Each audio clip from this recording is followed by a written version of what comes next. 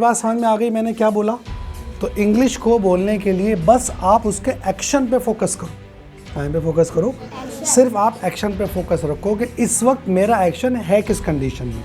अगर मैं किसी काम को करता हूँ या कर रहा हूँ तो उसके अंदर उस एक्शन का फर्स्ट आएगा, और अगर मैंने उस काम को कर लिया, अगर मैंने उस काम को, आप ना चुका चुकी देखो, ना गाओरगी देखो, ना चुका था चुकी थी, कुछ मत देखो। आप ये देखो कि इस वक्त मेरा काम है किस कंडीशन में, और जैसी वो कंडीशन है उसके अकॉर्डिंग आप चीज़ें लगा सकते हैं। इसके अलावा सबसे इम्पॉर्टेंट चीज़ जो मैं आपके सामने डिस्प्ले करने जा रहा हूँ इंग्लिश की, आप उसको देखिएगा कि इंग्लिश को बोलने के लिए जो सबसे इम्पॉर्टेंट और सबसे बड़ा रोल होता है वो किसका होता है? 3 चीज़ों का, controller plus condition plus action. कितनी चीज़ों का होता है? कंट्रोलर प्लस कंडीशन और प्लस एक्शन। तो आप देखिएगा मैं कौन हूँ? मैं हूँ कंट्रोलर। कौन हूँ मैं? आई, यू, ही, शी, ये कौन होते हैं? ये होते हैं कंट्रोलर्स। ओके। और can, could, will, would, may, might, shall, should, must, ये क्या होती हैं? ये होती है कंडीशंस। और आपका स्पीक, स्पोक, स्पोकन, आप समझ रहे हैं ना चीज़ों को? फिर सुनिएगा, इंग्लिश में सबसे जो इंपॉर्टेंट चीज़ होती है वो होती है 3 चीज़ें, कंट्रोलर प्लस कंडीशन और प्लस एक्शन। तो कंट्रोलर कौन है? मैं कंट्रोलर हूँ। कौन हूँ मैं? मैं कंट्रोलर हूँ। आई, यू, ही, शी, वी, दे, ये क्या है जी? कंट्रोलर। और कंट्रोलर जुड़ता है कंडीशन से।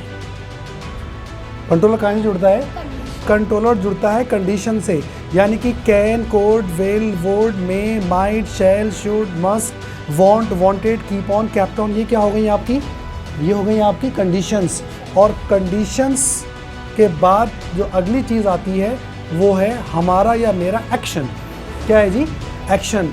Speak, spoke, spoken, write, wrote, written, writing, think, thought, ये क्या हो गए जी हमारे एक्शंस।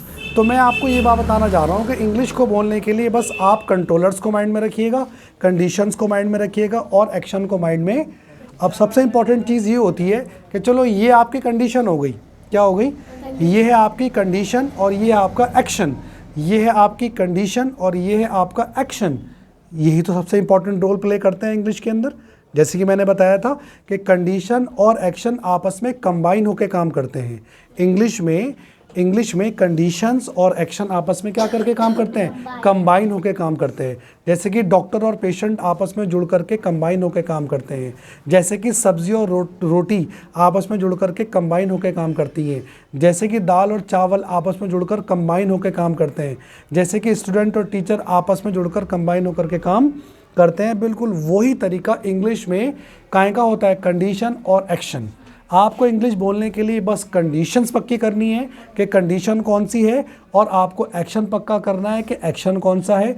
और ये बात आप माइंड में रखना कि एक्शन जो लगेगा, इसको आप पॉइंट को फोकस करना, एक्शन जो लगेगा वो कंडीशन के हिसाब से लगेगा।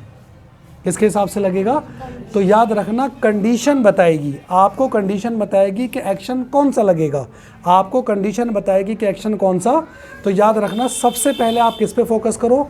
कंडीशन कौन सी है, उसके बाद देखो ये कंडीशन एक्शन कौन सा मांग रही है। ये कंडीशन एक्शन कौन सा? जैसे कि हम लोग बाइक चलाते हैं तो बाइक में गियर तो हम डालते हैं, लेकिन वो गियर डलवाती कौन है? वो गियर डलवाता कौन है? वो गियर डलवाती है कंडीशंस। वो गियर हमसे कौन डलवाती है? वो गियर डलवाती है हमसे कंडीशंस।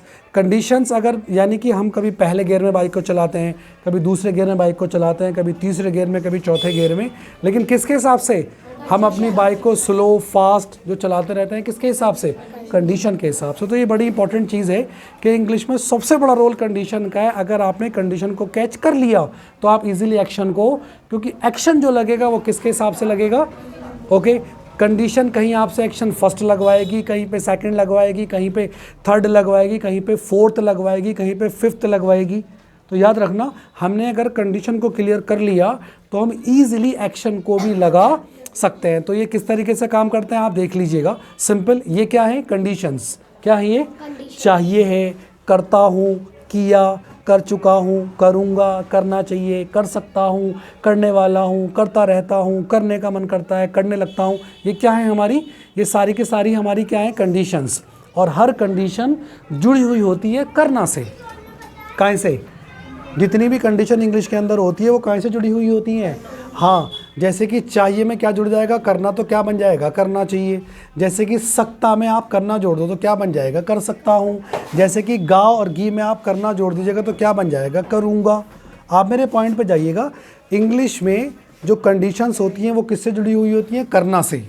किससे जुड़ी होती हैं, करना। तो कंडीशन और ये एक्शन, ये दोनों कंबाइन होकर काम करते हैं। कैसे काम करते हैं दोनों, कंडीशन और एक्शन आपस में जुड़ करके काम करते हैं। कैसे करते हैं आप देखिए। जैसे कि ये तो है कॉमन सा ट्रैक है, जो नॉर्मल मैं आपको ट्रैक फोकस कर रहा हूँ। ये क्या है, ये है खेलना। ये क्या है, खेलना। और ये है खेलना एक्शन, और ये है चाहिए कंडीशन। ये है खेलना एक्शन और ये है चाहिए कंडीशन। आप अगर इनको मिला देंगे, आप अगर खेलने को चाहिए से या चाहिए को खेलने से मिला देंगे तो क्या बन जाएगा, खेलना चाहिए। क्या बन जाएगा, खेलना। किसे खेलना चाहिए, मुझे खेलना चाहिए। किसे खेलना चाहिए, मुझे खेलना। I should play. ये है आपका सकता और ये है आपका खेलना। आप अगर सकता को खेलना से मिला देंगे तो क्या बन जाएगा, खेल सकता हूँ। क्या बन जाएगा,